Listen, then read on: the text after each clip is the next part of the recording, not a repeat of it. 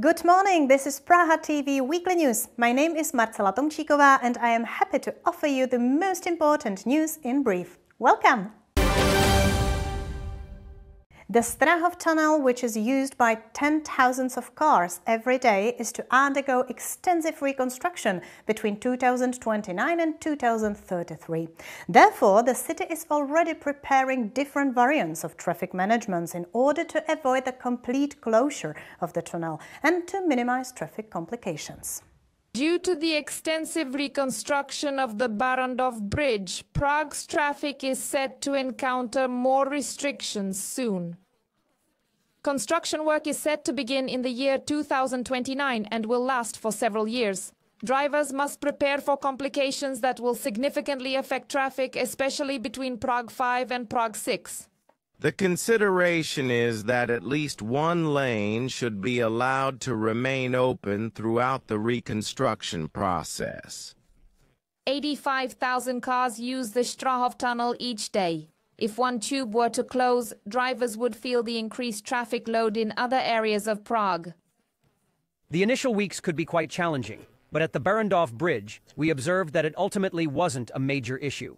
In any case, it could certainly mean congestion, especially at the entrance to the tunnel complex, whether in Troja or at the Barrandov Bridge, because unfortunately tunnels have that disadvantage. They carry traffic intensity over long distances, which is unfortunate. The reconstruction will address not only the road but also the technology, ventilation and safety components. The tunnel also serves as a civil shelter with a capacity of up to 15,000 people. You can certainly see the lighting when you exit the various tunnels, as the Strahov tunnel resembles a bit of a black hole. The road's skid characteristics are definitely not ideal. When water accumulates, it can be somewhat slippery. And naturally, telematics, such as variable traffic signs that adjust speed limits, enable the entire city ring to function better. According to the city, the repair is necessary, and even though it will be challenging, Prague wants to avoid a complete closure and minimize impacts on drivers. It's a construction that plays a crucial role in the capital's traffic system, and naturally drivers will be aware of the traffic limitations. They will notice it's unnecessary to paint it pink. The repair of such a significant traffic structure will have no impact. We will certainly strive to minimize the impacts. The effort will definitely be to avoid a complete tunnel closure. We need to create a totally new approach to driving and managing traffic in Prague is necessary, because if we don't have the outer top ring, it's hard to dig anything inside. On the flip side, repairs were made in Barrandov Bridge. There were some issues, and in the end, it wasn't as dreadful for me. I still drove, anticipating worse than it turned out. If it isn't fixed, it will completely fall apart. Therefore, we will strive to communicate intensively, just like with the Barrandov Bridge, about what will actually happen. The models and preparations for the detour routes and similar matters will be underway.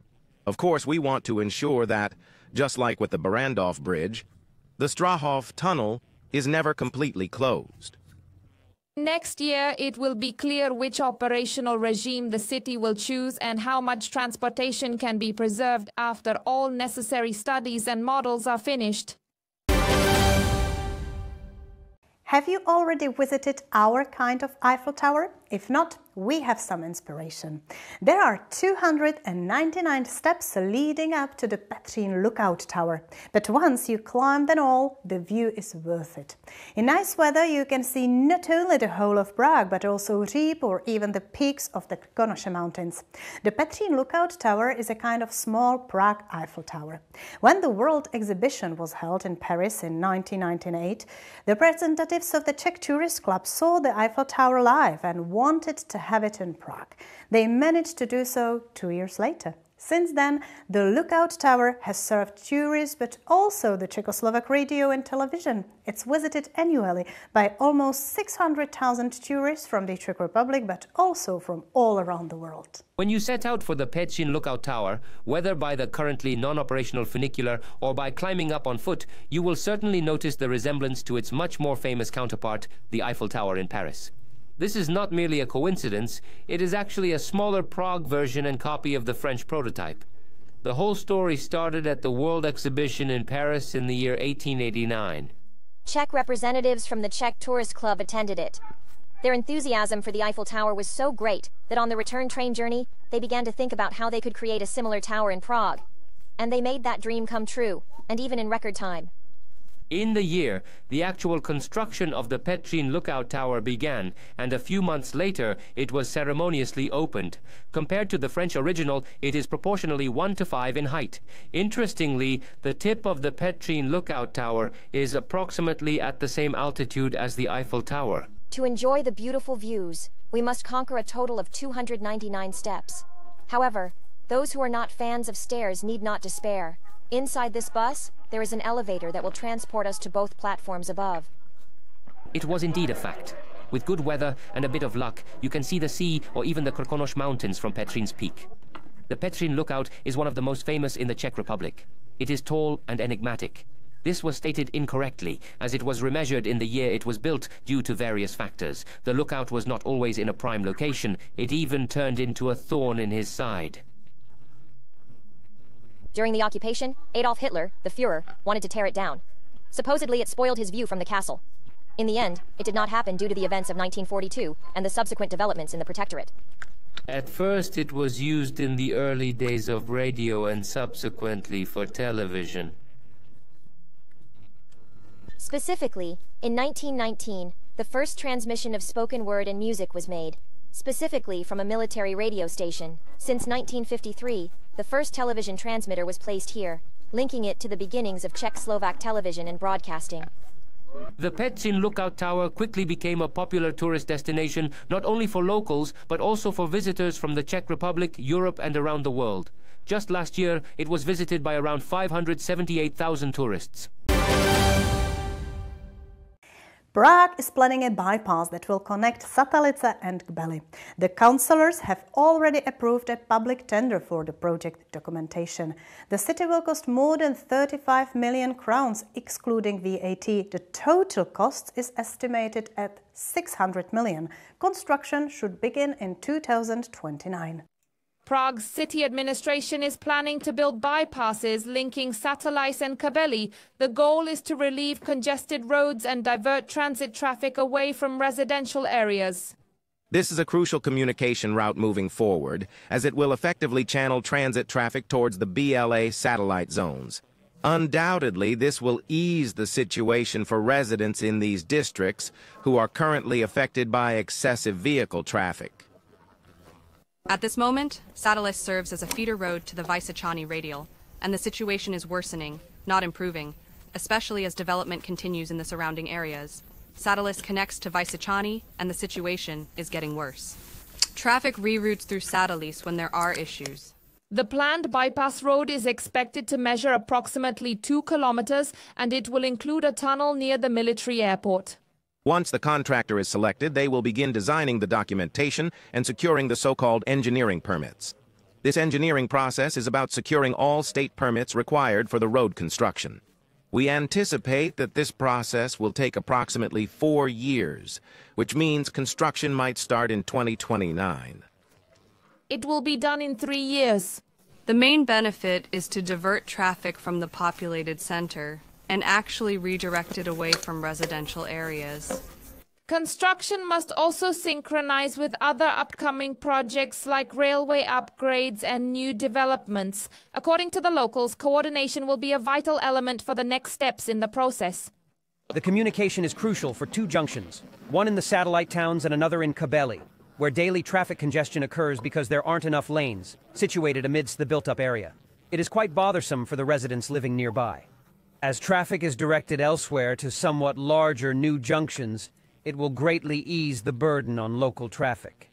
Residents fear that the upcoming reconstruction of Kbelska Street will increase the load on Satelice even further, particularly during the time when the bypass is still unfinished. We are concerned about the planned reconstruction of Kbelska Street, scheduled to start next year.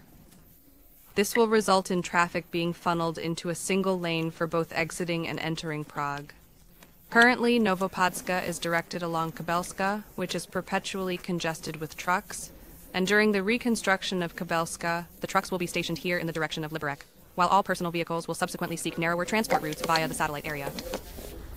faculty. While the bypass for Satalis and Kabeli is still under construction and the reconstruction of Kabeli is approaching, experts are warning that a long-term solution to the congestion in this part of the city may come from the planned section of the Prague Ring Road 520. There is a need to commence this construction project as soon as possible, as it can safeguard all these urban districts, namely Kabeli, Satalis, and Letňany, thanks to the fact that mainly transit traffic can bypass them. The overall cost for the entire construction project is estimated to be 600 million crowns, with the design phase, which is currently starting, projected to take 4 years. The City Hall states that this will be a technically challenging construction project that requires the consent of various institutions. You are watching Praha TV Weekly News, and we offer you the most important headlines. Deputy Mayor of Prague Jana Komarskova has called on employees of Pražské služby to end their strike alert. She addressed a letter to the trade union representatives, stating that the demands made in favor of the workers have been fulfilled and there is therefore no longer any reason to proceed with a strike. However, the chairman of the trade union, Miloslav Jukl, said the strike alert would remain in place until a promised meeting of the City Hall's working group concerning the company's situation takes place. He added that the problems have not yet been resolved. Water has returned to the canal in Troja after 5 months. The canal has been refilled and everything is ready for navigation to resume. During the navigation shutdown and the canal drainage, workers gradually built a reinforced concrete foundation at the bottom of the canal between the bank wings, and installed a movable barrier structure, the so-called flap gate. The overall completion of the construction is scheduled for the end of September this year. Anti-vehicle barriers are starting to be removed at Prague Castle, specifically the so-called hedgehogs at the Pražný most checkpoint. At the same time, excavation work is beginning for the installation of retractable bollards. Passage through the area will not be restricted, as the work will be carried out in stages on one side of the roadway at a time. This was announced by the Prague Castle administration. The construction work is expected to last 3 months, with the installation of the bollards scheduled for July, unless delayed by potential archaeological findings. And at the end, maybe some inspiration in case you want to be helpful. A new wildlife rescue station complex was opened in Jinonice. The facility took 2 years to build and cost over 400 million crowns. Rescue station will provide care for thousands of injured and abandoned animals annually. The complex includes not only specialized enclosures and surgeries, but also spaces for public education. In the Jinonice district of Prague, a new wildlife rescue station has been officially inaugurated. The modern facility will provide professional care for thousands of wild animals each year and will also serve as an environmental education center. It is very important for Prague, even though it may not seem so in a big city, that there is a large number of wild animals. These animals frequently come into contact with our civilization and traffic, so they need assistance. The construction of the new wildlife rescue station took about 2 years and cost the city over 400 million crowns. This is called a rescue station, but I refer to it as a wildlife hospital, housing up to 500 animals with a huge annual intake. There are about 6,000 animals and 157 species, making it a unique facility in the Czech Republic and perhaps Europe. The station's facilities include, among other things, an intensive care unit, specialized aviaries, enclosures, and a veterinary clinic. Since 2012, the operation of the station has been managed by the organization Lesy hlavního města Prahy. In the previous year, the rescue station experienced an increase of almost 1,000 animals, bringing the total to around 6,700 animals will be taken in. Also, the free-living animals will have all they require for a successful healing process. Here, we have dedicated enclosures for aquatic birds, big crows, and predators. There's also a flight area for raptors and owls. We have specialized enclosures for hoofed animals, and even for aquatic mammals.